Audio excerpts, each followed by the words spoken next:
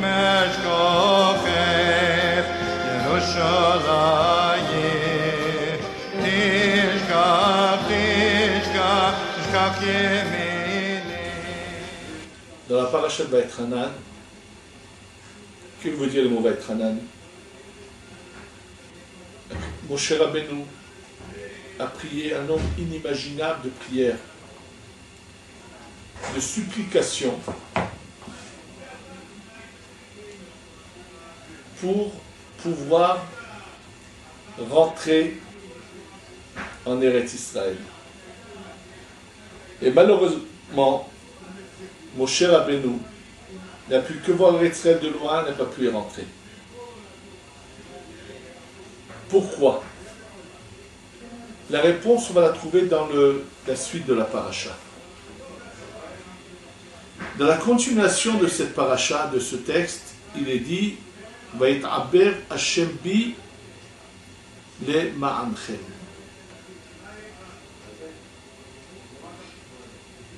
Vayit'aber Hashem bi le ma'anchem veut dire le mot It'aber bi, ça veut dire c'est énervé contre moi à cause de vous, ça veut dire non. Le Harizal nous révèle qu'en fait, le mot Vayit'aber a dans sa racine le mot Ibour. C'est-à-dire que quoi? Que le problème réel, pourquoi Moshe, non seulement n'est pas rentré en Eretz Israël, mais ensuite, il va devoir revenir fréquemment en réincarnation, c'est-à-dire une parcelle, une étincelle de l'âme de Moshe, de Moïse, va revenir chez quelqu'un dans plus de 50 ans, comme on va le voir. Pourquoi? Nous dit le Harizal la chose suivante. Da, sache, qui becholdo, ba Moshe, besod ibour, que dans chaque génération, Moshe vient. Alors, qu'est-ce que ça veut dire besod ibour? C'est-à-dire, c'est pas vraiment le Gilgoul de Moshe, mais ibour, ça veut dire que, par exemple, quand il nous arrive dans la vie que se présente à nous une mitzvah, un commandement très particulier, rare, alors il arrive des fois que, pendant un moment, va rentrer en nous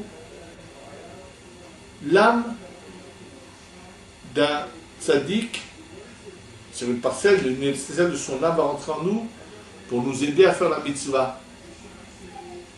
Surtout, ou bien dans le cas où cette personne n'a pas pu faire elle-même la mitzvah, alors de son vivant, donc il vient participer, au moment où moi je fais la mitzvah, il rentre en moi pour participer à cette mitzvah également.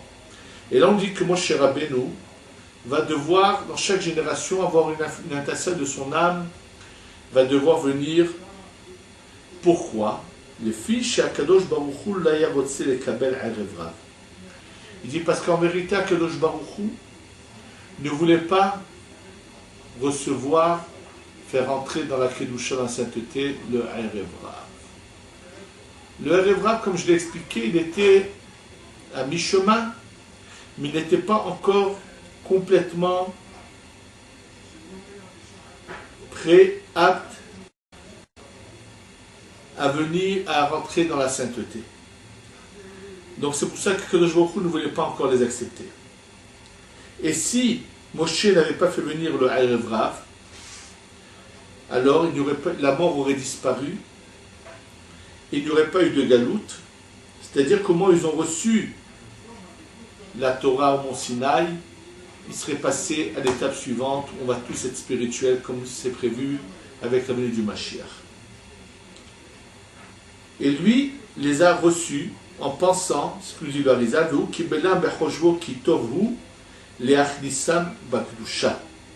il pensait que c'était bien de les faire rentrer dans la Kedusha.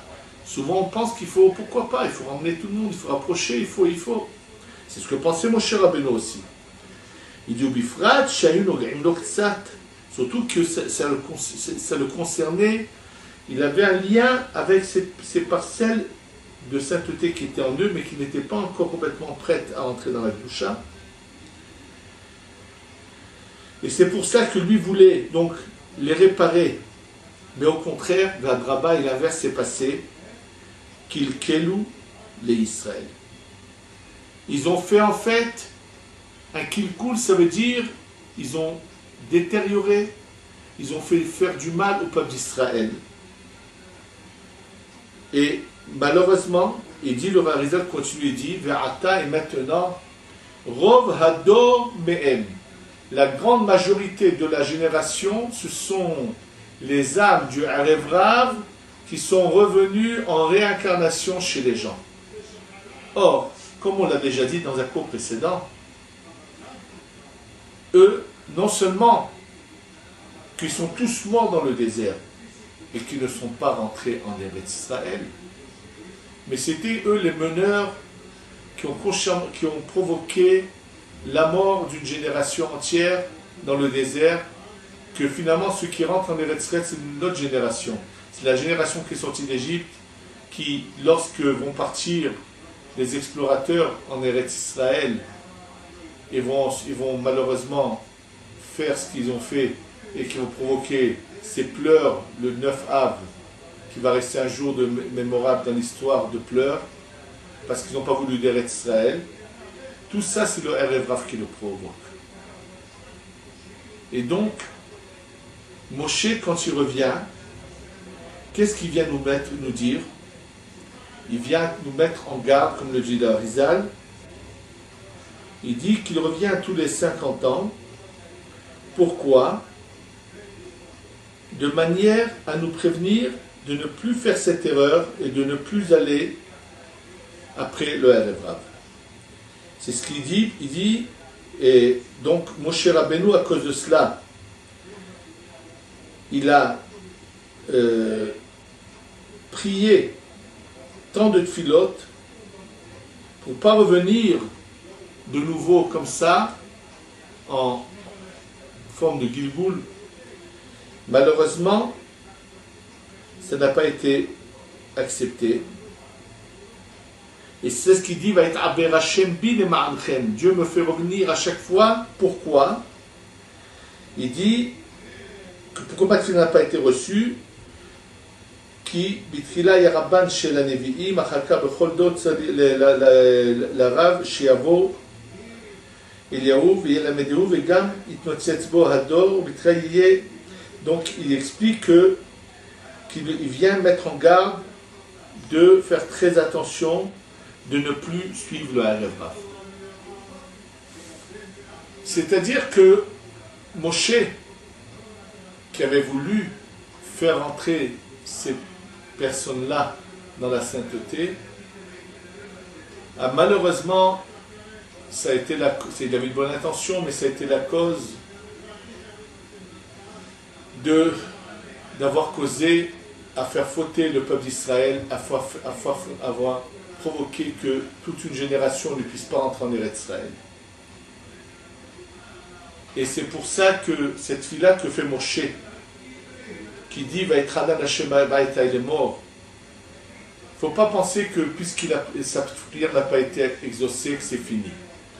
La prière de Moshe, elle a été exaucée, il a ouvert des portes, c'est-à-dire que lui n'est pas rentré en Eretz Israël.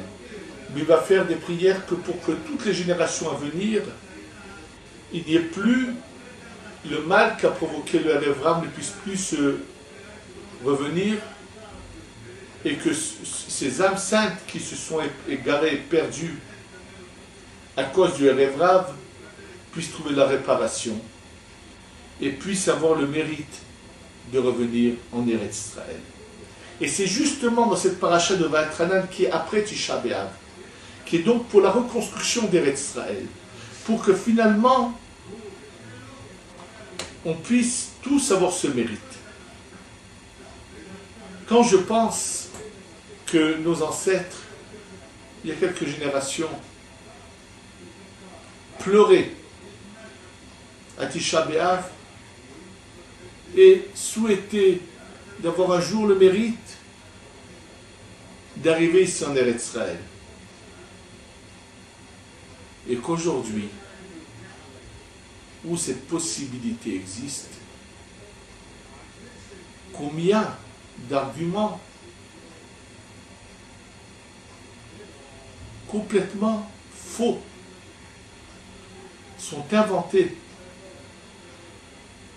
Je ne parle pas de ceux qui sont honnêtes et qui disent ils sont bien dans leur matière, dans leur matériel, dans leurs maisons, et qui reconnaissent au moins qu'ils sont encore loin de la lumière de Dieu, et qui n'ont pas encore fait le pas de s'approcher d'Eretz Israël. C'est trop dur pour eux. Et qu'un jour, ils savent qu'un jour, ils devront faire ce pas. De la même manière qu'ils ne font pas encore bien toutes les mitzvot, ils font pas celle-là aussi. Mais le pire, ce sont ceux qui pensent et prétendent qu'au contraire, ils sont encore mieux, puisque eux, ils ont des arguments, toutes sortes d'inventions, pour justifier que, soi-disant, selon la Torah, c'est mieux qu'ils soient en dehors d'Eretz Israël. Malheureusement, il faut être conscient d'une chose. C'est pas sans raison que le Harizal a le courage de nous dire Ve'alta, et maintenant, la majorité de la génération vient du Erev Rav.